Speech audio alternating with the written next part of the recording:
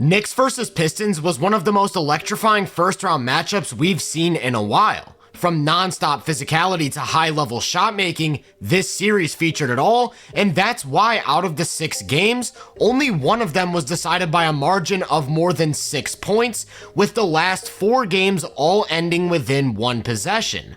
With all of these close fourth quarter situations, the Knicks had one overwhelming advantage that ultimately won them the series. I'm of course referring to the clutch player of the year, Jalen Brunson, and how he established himself as the best player on the court time and time again when the chips were down. If you remember, the Pistons actually led for a large portion of Game 1, and when Brunson checked in with 9 minutes left in the fourth, New York found themselves down 6. He wasted no time getting to work. On the first play, he's going to use a screen to get a switch onto Tobias Harris. Then he's going to play one-on-one, where he uses his speed to get into the paint for a floater. Then about a minute later, he found himself cross-matched with Harris in early offense, to which he again uses his speed to get around him on a drive, as he draws some contact and scores 2 plus a foul. Really though, this fourth quarter was defined by the Knicks defense and the total collapse of Detroit's offense as they got stop after stop, turned that into transition offense, and went on a 21-0 run to go up by 13. In the half court, their entire approach was to get Harris switched onto Brunson.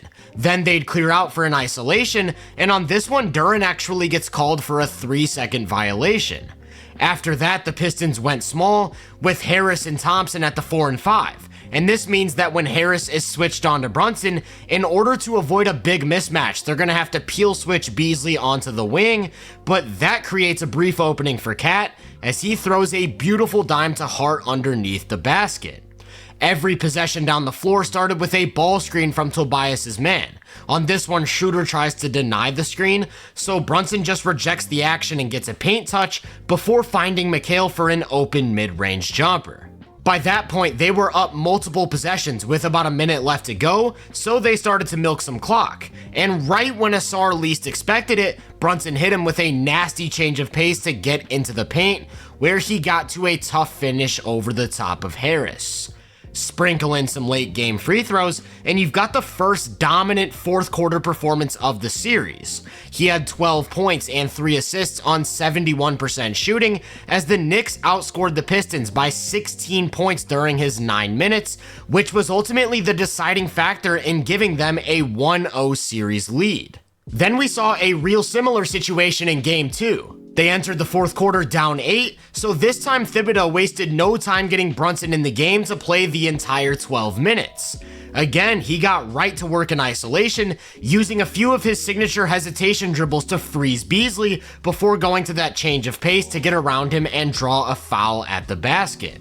Detroit was now avoiding that switch with Harris, so Brunson's one-on-ones had to come against Beasley. Then help defenders were making a deliberate effort to leave Josh Hart open, taking away Brunson's space and making him knock down the 3-ball. Actually, it was even more extreme than that. They actually put Jalen Duren on Hart so that he could play free safety, only worrying about the paint, and it was the same thing when Paul Reed checked in. He's not paying any attention to Hart in the corner, and when Brunson gets to the paint, he has to score over the top.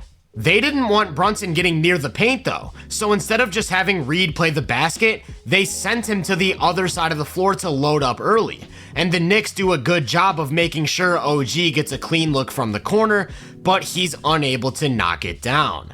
Unfortunately, that was a theme for them throughout the quarter. They created plenty of open looks from 3, but just couldn't convert at all. They shot 2 of 11, or 18% from 3 in the fourth, with one of those makes coming from Brunson off the catch after some set action. Still, they were down 10 heading into the final 5 minutes, and that's when he used an up fake to get Asar in the air, baiting him into a foul, and that was Thompson's 6th, so now he's out of the game, and that's a big deal because he's the only one who had been able to contain Brunson in isolation.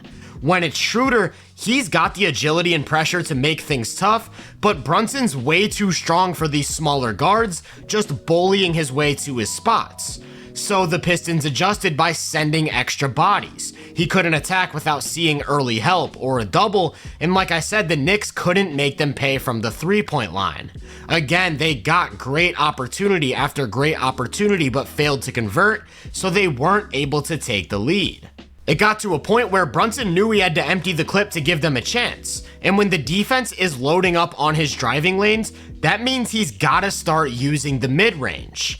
Remember, Duren's matched up with Hart, and he's only worried about helping on the ball, but the Knicks put Hart in the dunker, then nobody slid down to help the helper, so he ends up with easy points at the rim that very well could have been a chance at three.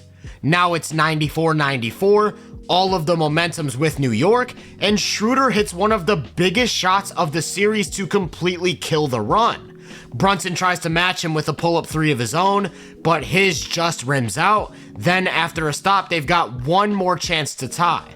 Brunson gets by his man, draws help, and kicks it out to Bridges for a great look, only for them to remain every bit as cold from three.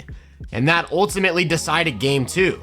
Brunson had an efficient 14 points in the fourth, but without anyone else to knock down shots, they couldn't make up the deficit as the Pistons held on to a 6-point win. In game three though, everything shifted. In games 1 and 2, they had to claw their way back in the fourth, but this time Brunson checked in with a 4-point lead, so it was all about maintaining that advantage. Just like in game 2, anytime he sets up on an empty side, the big man is going to cheat over to the block to take away the baseline, and he countered by instead attacking the middle, where he's able to get to his signature floater. Then if he tried to attack the middle of the floor from up top, they'd continue sending doubles his way, and he'd continue finding the open man, with Bridges finally knocking one down. Brunson's just so good at navigating this added defensive attention. The way he uses his handle to hunt for openings and consistently makes the right reads is what makes their offense so reliable down the stretch of games, because they know they're gonna get good shots. And it makes the defense pick their poison, because as soon as he starts an attack and doesn't draw that double, he's falling back on that elite mid-range game. You can see on this play how they really wanted to guard him. Duren's actual matchup is Josh Hart, but he's completely abandoned him to wall off the paint. So even though he gets by his own man, there's no lane to attack the basket. However, Duren had a lapse with about a minute left to go. When Brunson starts to isolate, he's supposed to be sitting in that lane, but he makes the mistake of staying home on the corner, which results in an easy drive-and finish. After some more late game free throw shooting to seal the win, he recorded his third straight double-digit scoring fourth quarter, 12 points and 2 assists on 66.7% shooting, as the Knicks squeezed out a 2-point win to go up in the series. That takes us to game 4, where the Knicks were once again playing from behind. Brunson checked in with less than 10 minutes to go, and they were down double digits. It sort of goes without saying, but on the very first possession, he played one-on-one, and the Pistons decided not to send a double, so he easily gets around Schroeder on his way to a floater. Next time down, they went back to one of those empty side isolations, but they put McHale in the dunker so that instead of Asar or Duren rotating over, it's Schroeder. That leaves Brunson with an opportunity to attack the baseline, which he takes advantage of through some nasty footwork. I was a little bit shocked that the Pistons went back to single coverage, especially when it was one of those smaller defenders, because they just simply couldn't guard Brunson whatsoever. It got to a point where they put Cade on him, and he actually started to hunt for the Schroeder matchup. But in these spots, he's also a threat to reject the screen, as he once again gets to the paint for a tough floater. He's got the handle and physical tools to always get wherever he wants to go. The true separator is the shot making though, because even when the defense is perfect, he finds a way to put the ball in the basket. Like on this play with about 4 minutes to go. He isolates from an empty side, Cade steps over from the weak side to play the drive, and he counters by getting to a sidestep 3 to tie the game at 84. Then about a minute later, the Knicks actually tried something different, with OG posting up Schroeder, and the Pistons again shifted everyone one pass over, only for Brunson to counter with a skip pass to Cat on the wing, who knocks down a big time triple. And I want to take a moment to specifically shout out Cat, because it was his difficult shot making down the stretch that actually won them game 4. After hitting that tough fadeaway to make it a 2-point game, he hit an absolute bomb at the end of the shot clock to give them the lead.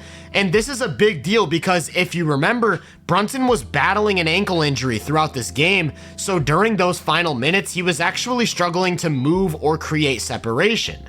After starting the quarter down 7, those two combined for 23 points to the Pistons' 22, and that was the difference. They won both games in Detroit and headed back to New York with a 3-1 lead. In Game 5 though, things got really interesting. When Brunson checked in, everything looked normal. He got to work in isolation against Asar and hit a tough turnaround fade for 2 points plus a foul. But this was easily his worst performance of the series. The shot just wasn't there. In the game overall, he was 4 of 16 from the field, and to make matters even worse, he already had that bum ankle, then severely rolled it with only a few minutes left to go.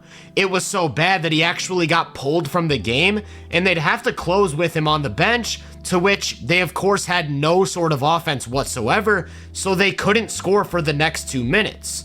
And this was the one game where the Pistons were able to outplay the Knicks down the stretch, surviving elimination in New York. In Game 6, the biggest story of the fourth quarter, in my opinion, was Asar Thompson's defense. He was picking up Brunson full court, funneling him into rim protection, and making everything as difficult as possible. So he once again started the fourth shooting very poorly, missing 8 of his first 9 attempts. But then JB Bickerstaff made a huge mistake. After they went up 5, he subbed Asar out of the game to get some more offense on the floor, even though he was the one who sparked the run. Then with Brunson now going up against a smaller defender, he could go back to playing bully ball as he starts a drive, drops a shoulder, and hits a tough floater with some contact. The toughest bucket came when they were down 4 in the last 2 minutes though. He isolates from up top, uses his strength to get through Schroeder and deep into the paint, then finds himself in a tough spot underneath the basket. He keeps his dribble, creates an opening with his footwork, and Dennis doesn't have the length to alter a finish. That prompted JB to get Asar back on the court, finally, and once again the story became his isolation defense, playing quite literally the best defense I've ever seen on Brunson. At least until the final possession. In the final seconds, he took Asar one-on-one, hit him with a filthy change of direction to create an unholy amount of separation before stepping into a jumper to win this series. Even though it wasn't as efficient as the first 4, he found a way to reach those 10 fourth quarter points for the 5th time in the series, sending the Pistons home in 6 games. Brunson averaged 9 minutes a game in fourth quarters throughout this series. During those minutes, he averaged 11 points on 56.5% true shooting. That might not sound too crazy, but if we adjust that to a per possession basis, the numbers are absurd. Per 75 possessions, he averaged 45 points and 7 assists with less than 1 turnover. The ability to produce at that type of volume is crazy and gave the Knicks a huge advantage down the stretch of games. During those minutes, they had a 127.5 offensive rating and a net rating of plus 13.2, which is ultimately what decided the series. Jalen Brunson is an absolute surgeon in the clutch, and the Knicks are headed to the second round for a 3rd straight year. If you enjoyed this breakdown, make sure to drop a like, subscribe, and turn my post notifications on to be first on more content. If you're interested in my more in-depth research, make sure to check out the Hoop Venue podcast and my social media profiles. You can find those links in the description. Feel free to let me know down in the comments what you thought of this series. As always, I hope you all have a great day, and I'll catch you guys in the next one.